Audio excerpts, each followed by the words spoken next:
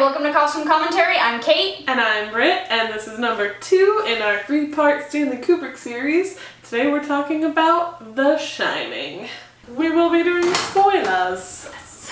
One of my all-time favorite movies. I don't know if it makes my favorite list, but it's on my good list. And I love the conspiracy theories. There's a conspiracy theory that The Shining was his secret cry for people to know that he helped fake the moon landing and that there's all this hidden secret code in The Shining. One of the theories is that the room where all the creepy stuff happens was the name of the room at the studio where they filmed the moon landing, but it was actually fake and it was filmed in the studio room, and that's what they named the hotel room after. I'm done. So if you're interested in conspiracy theory like I am, watch that documentary. On its own though, not as a cry for help from the man who helped fake the moon mission. It's a really, really well made movie. Oh, yes. It's one of those ones where his meticulousness does amazing things. My favorite little fun fact, and then we'll talk just about the costuming. One of the things that's so unsettling about the movie is that none of the architecture makes sense. And you don't actively realize it while you're watching it, but your brain does. If you watch the first scene, the way that Wendy and the doctor walk around the house is not physically possible. There's all these little things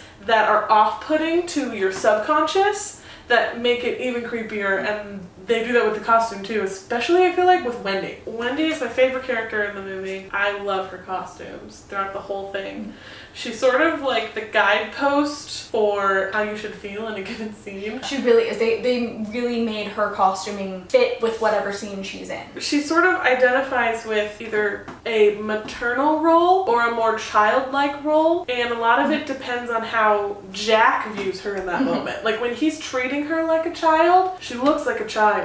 And when he's not around and she's with Danny, she either looks more like a child because they're having fun and a good time, or she looks more like an adult because she needs to be. One of my favorite scenes is when they first go to the Overlook Hotel together. Jack and Wendy are wearing almost identical outfits. It is the most couple-like you see them in the entirety of the film. It almost seems like they picked out their outfits to match so that way they could have a sense of authority. The rest of the time they don't really match at all. At one point they have polar opposite outfits. There are a lot of scenes also where Jack is just barely even acknowledging her, and she almost blends in with the hotel. She's wearing this like yellow and blue sort of plaidish bathrobe, and there's a scene where she's like pushing a cart. I think she's bringing Jack breakfast. Yeah. She almost even like lines up the plaid with the pattern of the banister on the wall. Like she literally starts to blend in. This is something I talked about in the Hellboy video, but I'm a huge fan of when you have sort of this unreliable narrator situation and everyone in the movie you're sort of seeing through the lens of the main character.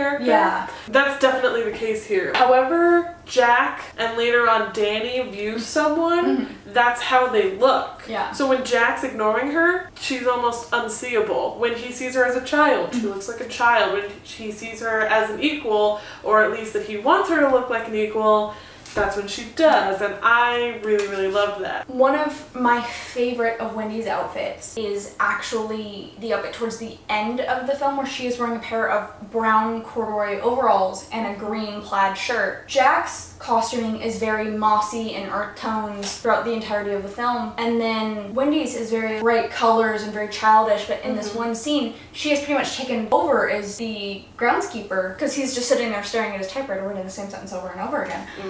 So she's having to be the adult. Meanwhile, Jack has gone from his adult clothing Very fatherly. and switched to the bright blues and reds like his son. Even though they are the more childish colors, it still looks freaking creepy as heck. Oh yeah. Especially the bar scene. I think it's the lighting and the angles at which they're both filmed. They look like two sides of the same double coin, him and the bartender. And they're wearing this like burgundy red, which is still on the more like primary colors, childlike side of things. It has this weird shine to it, and it's this burgundy red, and I'm like, you are literally the devil. One who we haven't talked about too much yet, but he's very, very important to the film, is Danny himself. Danny is precious.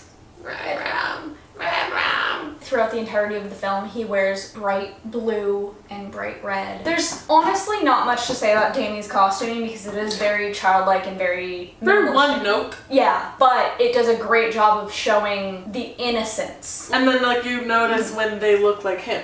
Danny is what you hold the standard to. One of the most iconic costumes from the film, it's something that our young innocent Danny sees in a hallway. The Grady Sisters. They are victims, much like Danny, of fatherly wrath. They have some of my favorite costumes. My favorite costume of the entire movie, but some of my favorite costumes ever. The Grady Sisters have these very iconic baby blue lace trim dresses that almost make them look like dolls. It's that living doll look that gives you a sense of unease. The symmetry in them gives you a sense of unease. Maybe also the hallway full of their blood. Since we've talked about your favorite already, what about your least favorite? My least favorite is going to upset you. It is the very first outfit that we see Wendy in. For future reference, that's my favorite. I don't like it because while most of her costumes are meant to make her feel like childlike, this one feels a little too over the top. It has a horrible shape to it. It's got red long sleeves underneath it, red tights, shapeless blue shift over it. I just didn't like it. Meeting her for the first time in this, I feel like there are other outfits throughout the film that they could have put her in that scene and I would have liked it better. Could you explain to me why it's your favorite?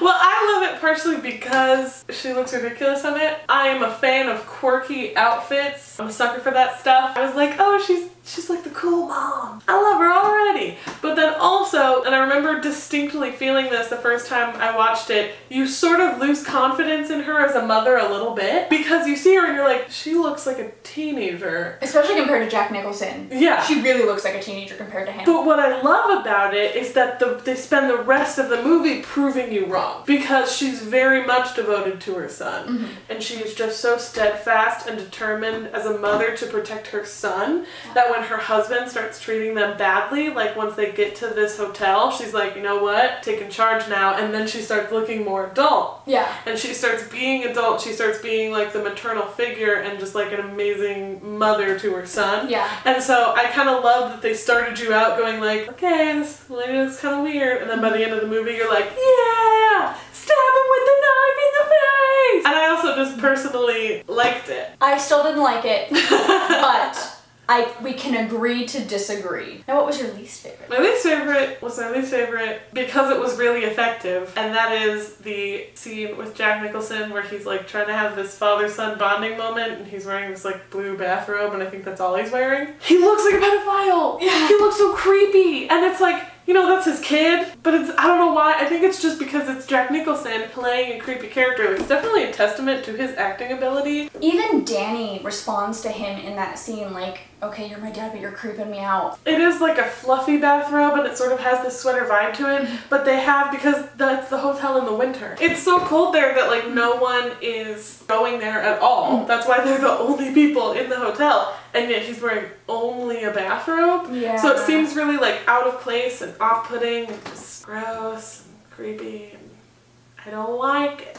Overall, this is definitely probably my favorite as far as costumes from Stanley Kubrick movies. It is definitely my favorite as far as costumes from Stanley Kubrick movies. It is my favorite Stanley Kubrick movie, so I recommend you please go see this movie. Yeah. It is so good. If you're a fan of horror, like there are so many modern horror movies that make homages to this movie. It's the same as 2001: A Space Odyssey. Mm-hmm. Almost like textbooks for Yeah. filmmakers later on. And we're sort of having this weird like renaissance of film now where people are doing even newer things that don't so much homage back to that.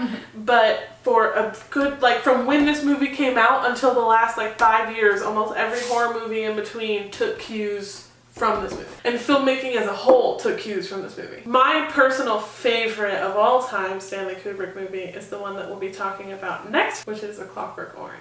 But in between now and then, on Wednesday, we will have part 2 of our Fallout series. So make sure to click subscribe if you want to be notified about both of those as soon as they come out. Make sure to give this a like if you enjoyed the video and comment down below any movie, TV show, video game that you would like us to review the costumes of. Thank you for watching!